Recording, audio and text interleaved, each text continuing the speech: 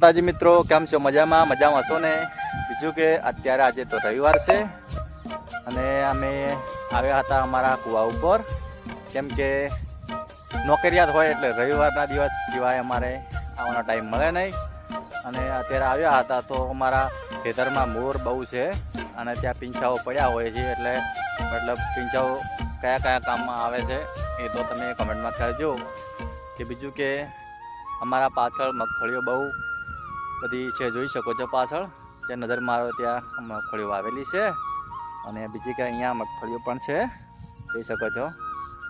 અને બીજું કે વરસાદના કારણે આવી શકતા નહોતા કૂવા ઉપર, કેમ કે પાણી ભરેલું હોય એટલે આવું મુશ્કેલ હોય, પગ ફસાઈ જાય અંદર.